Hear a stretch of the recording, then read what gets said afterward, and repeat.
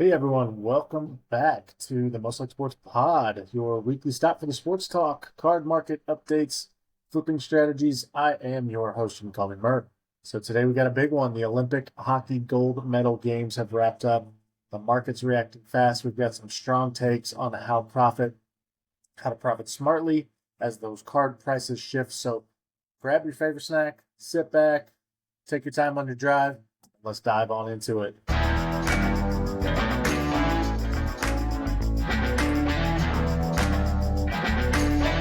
So again, as we preluded to in the opener, both the men and women's U.S. hockey teams absolutely dominating great tournaments all around, especially the women going 100% undefeated and not even giving up a goal for several games in a row, only to run into their toughest test of the tournament in Team Canada in the end and bringing home the gold in overtime. Huge shout out to the women's team and all of their successes in the Winter Olympics. A huge storyline for the world and especially America. And another big storyline, the men's U.S. hockey team bringing home a gold medal in the game for the first time since the Miracle on Ice in 1980 at Lake Placid. So that is fantastic. Everyone is elated here in the United States. We are very proud to be Americans. We're very proud that they brought those medals back and in the fashion that they did, both winning against Canada, both winning in overtime, and both celebrating to a T. So fantastic storylines there. It was the drama we expected every 4 years. On the men's side, again, came down to a fierce rivalry, one of the most internationally fierce rivalries in sports, U.S. and Canada hockey. So the game, again, went into overtime into the 3-on-3 format. I'm not sure how you feel about it. I think we all know how Canada feels about it now after the fact. Of course, just heat of the moment. I'm sure that it's really not what they intended to come out, but of course, just in the spirit of the loss and a lot of emotions, some things were said in the 3-on-3 format, and no rebuttal has been made since. Of course, Team USA still pretty much on a bender. So that was interesting news to hear. And the women's final was not short of emotion either. You know, Canada edged out the U.S. in a few areas. The skating, they played much well ahead, much more ahead of where the U.S. thought they would be, since the U.S. blew them out the last time they played. So the competition, they really leveled up their game. So kudos and respect to Team Canada there, but very happy the United States ladies came away with the dub. Of course, Captain Hillary leading the way there with the golden goal. So fantastic there as well. And we're seeing some sports card trends, especially in the Jack Hughes department. I know one sore Canada fan having one of his one-of-one autos for the Devils, listing it at $999,000 after the golden goal, and saying, "I hate you, Jack Hughes," as the tagline on eBay. So that was fantastic and well played there on the emotional side of the business. So overall, Jack Hughes cards skyrocketing after the golden goal. Some others as well. Guys getting involved in Connor Hellebuck, I'm sure, getting a rise in stock there after absolutely dancing on his head for 60 minutes plus of play. And Bennington did great as well. He played just like he usually does in big games, big game Benner. And, this one thankfully came out the United States' way, unlike the Four Nations face-off did last year. So very happy with those outcomes, and the hobby responded. So we're going to get into that a little bit next.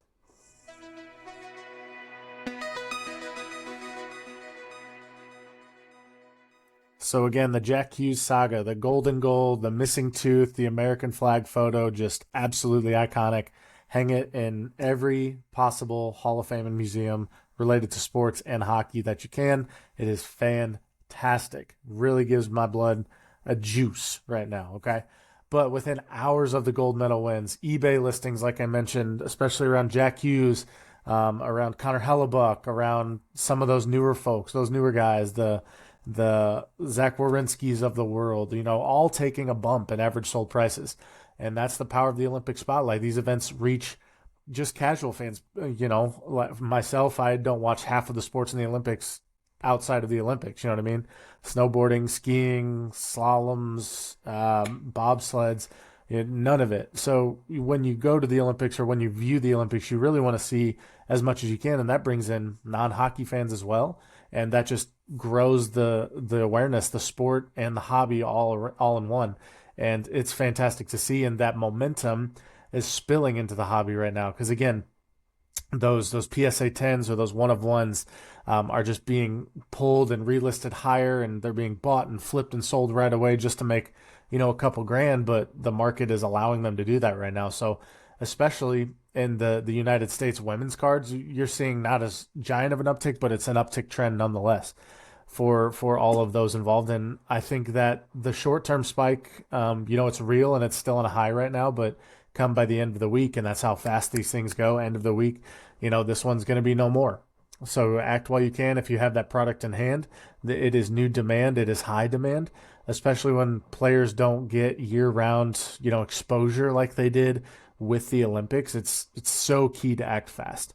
So what's happening here mirrors trends that we saw after the World Cup 4 years ago, and what we see after like the NBA Finals, what we see after the Super Bowl when the Sam Darnold cards come out of the woodworks for his Jets cards and so on and so forth, and the Kenneth Walkers of the world. I'm sure Jackson Smith and Jigba's card stock went up. So this is all, it's temporary, right? It's a winning high, and the card market very much reflects that as well. So the key difference with the Olympics is timing. It only happens every 4 years versus a Super Bowl, NBA Finals, and same with the World Cup, right? And we get both of them in the same year. We get a Winter Olympics and a World Cup.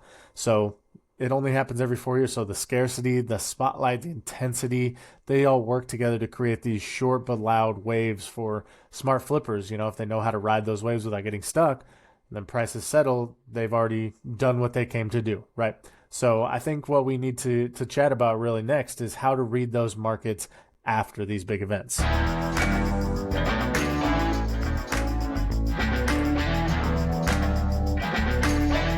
So right now what we're seeing is the classic three-phase reaction in the card market. Step one, it's the hype, right? The hype spike. Right after the event, the prices just shoot up. Fans rush in. They want to get their hands on a Jack Hughes. They want to get their hands on a golden goal, standing on his head goalie. They want to get them all, right?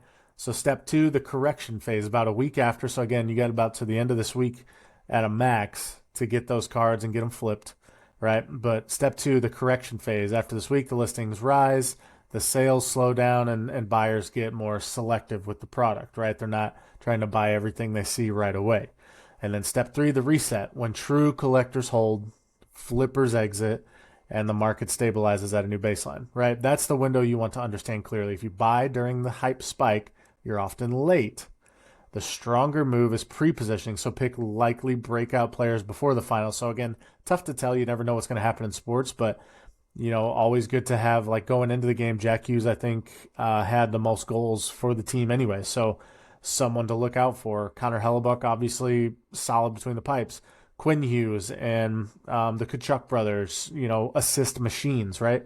So those are things to look out for, just to grab those and points getters. And, it really increases overall value for everyone in that short spiked time. So after you grab those cards, a good example would be anyone who, like, say, grabbed a Hellebuck before the semifinals when prices were slow. Now those cards have doubled, maybe tripled, especially in the case of a Jack Hughes, 10 times. And the same lesson goes for the women's side, investing in those proven stars, captains, goalies, high goal scorers, points getters. And it's not a surprise. It tends to yield steadier returns when the attention fades, right? So you want to be aware to not so much buy the hype, buy the spike, but prepare for it, right? Buy ahead of time, know who's going into the finals, see what's available on the market, know who's got a chance, know who might be able to get a point or two. A golden goal, obviously, so hard to predict. Could have been anybody on the ice. There were multiple goal chances in overtime and plenty of game-winning chances for Team Canada, right? So you never know what's going to happen. So let's talk about flipping some of these cards.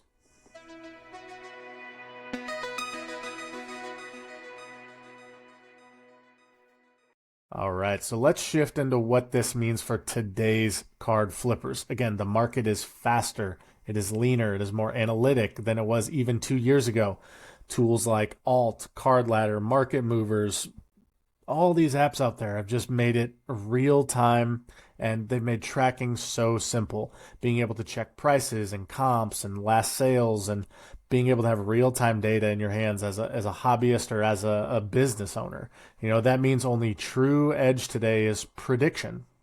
Just like sports gambling, sports betting, it's prediction, it's patience, it's presentation. So, talking about prediction, knowing where the stories are going before the public does. And that's just, again, taking this into a business consideration. You have to know what's going on. So, for example, like would a Columbia Diamond card be good to have going into the World Cup? Probably not, because I don't know that Colombia's gonna go very far. They might be able to get out of a group stage, but that's where like a proven round of 16 goer like a Florian Wirtz would come in handy.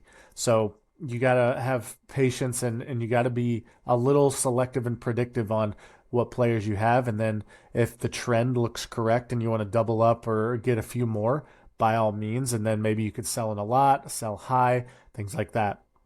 And then the presentation, just because, again, when these cards, just looking at purely selling cards, how you photograph or list a card, it can change its sale by nearly 10 or 20%.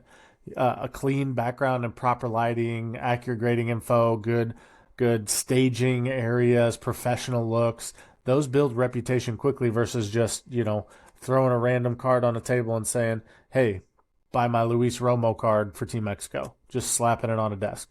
You know what I mean?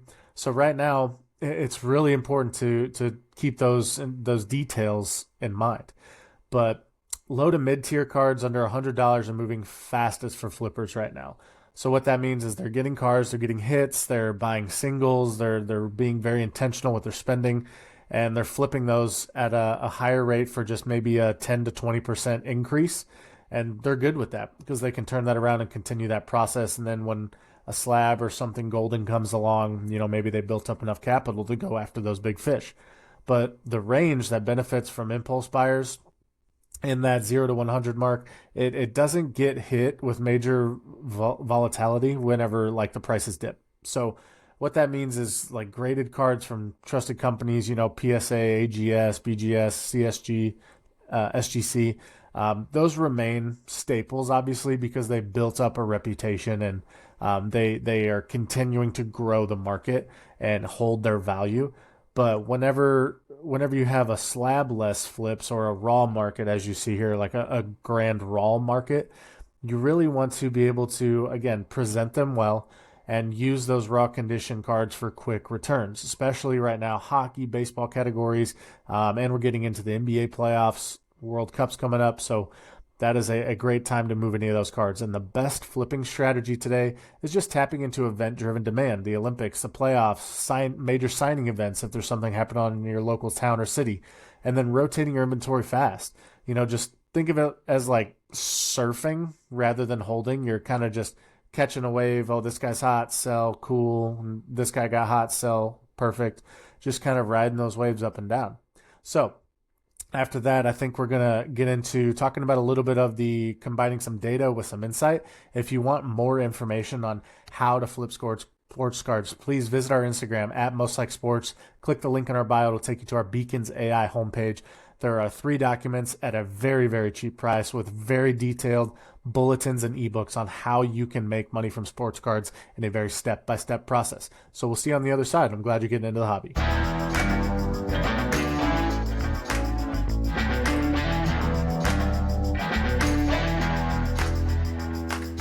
Right. So another strong tip right now in the sports card market, community-driven singles and signals are powerful. Singles and signals, right? So watch forum posts and social media posts and Instagram reels and Facebook posts, group messages, whatnot auction behavior. Make sure when you see rapid bidding jumps or trending hashtags connecting to a certain player, that's your early momentum. That's your kind of alert signal in your head to say, hey, I should be jumping on this player here because he's got a lot of value. This community energy usually shows up 12 to 24 hours before the price tracking sites reflect it. So if someone's buying and selling on eBay for a very significant card, you're not going to see those bids and those prices for anyone to be able to check comps until it actually registers through those systems and those apps. So listening matters as much as chart analysis. Twitter or X, Discords, TikTok whatnots, all those segments from collectors push small markets into sudden booms. For example, during the semifinal, one viral video of one of the U.S. defensemen, no names being said, just having a good time and just enjoying the atmosphere there in Milan. But those things like that, paying attention to social media, paying attention to the players and their personalities, those bring in those spikes. That's phase one, that spike phase. So again, that attention died the next weekend. Again, it always comes and goes. It fades very quickly right after those highs. But sharp sellers cleared the stock before those prices reverted. They understood what was going on, acted immediately, saw that the demand was there, acted immediately, got rid of them, and then they're chilling whenever the prices in the market drops and starts to hold. So that's the rhythm you want to practice. Follow the pulse, not the noise, and ride those waves.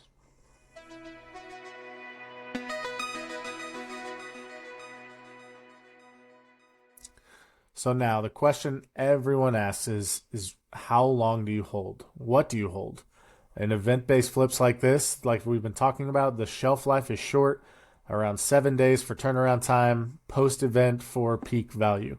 If you're targeting graded rookie cards of players under, like 23, or maybe they have a couple All-Stars or maybe an MVP or two under their belt, holding a bit longer can work if they return, to form. If they keep that consistency in their professional team and for their contracted league. But generally, especially the Olympics window is so fast and finite. A good benchmark, if you've doubled your entry within 5 days, take the profits. Just go ahead and cash out there. Reinforce the win. Reinvest those into pre-hype opportunities. Again, just keep riding that wave. Repeat the cycle. And staying with the momentum too long flips the risk. So what looks smart turns into stuck inventory. So again, if you ride that momentum, but you're like, this guy, he looks like he could be doing this for quite a while, and you don't ride that wave, and you just like get him. Well, now his stock, your inventory's up here, and his stock is off the charts for the worse. So you just got to keep riding that rhythm and trust that process. So looking ahead to some market trends, the next big wave will likely be centered around. We just had the NBA All-Star break, so probably coming into the playoffs, and spring training is here. So the baseball and MLB. So make sure to stay up to date on keeping those all-stars, those rookies, all those big names coming into form for spring training. And then for the NBA teams, those teams likely to make the playoffs and their leaders, their superstars, make sure to keep an eye on them as well. So whenever you're watching, all these sports and these trends and these personalities, watch the movement on sealed boxes, especially sealed hobby boxes. Once singles rise, wax follows. So last week, again, upper deck boxes jumped about 15% overnight. And then if you're tracking profits, it's always good to document those purchasing costs, grading fees, and all that stuff, of course, so that, come time you can understand what your ROI is. So making sure that you're making smart business decisions or hobby decisions, or just in general financial decisions. This isn't financial advice, it's just good practices we've learned along the way that we're happy to share. So make sure that you're tracking those. And again, if something is trending, something is happening right now, that's a pretty good flag for you to go ahead and jump on it, right? So just make a small spreadsheet or like a Card HQ app. Make sure your ROI is transparent, and it helps avoid those emotional based pricing differences.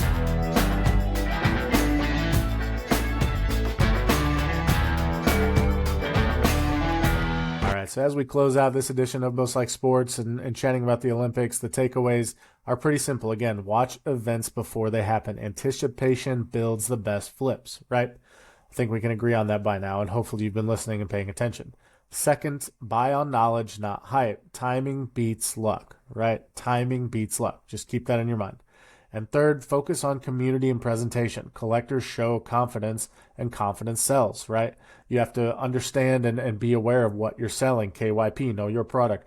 Gary Vee says it all the time. And Jordan Belfort says it all the time, the Wolf of Wall Street. You need to have three things, and one of those three things is you need to be perceived as an expert in your field, right? So just have confidence and know what you're selling.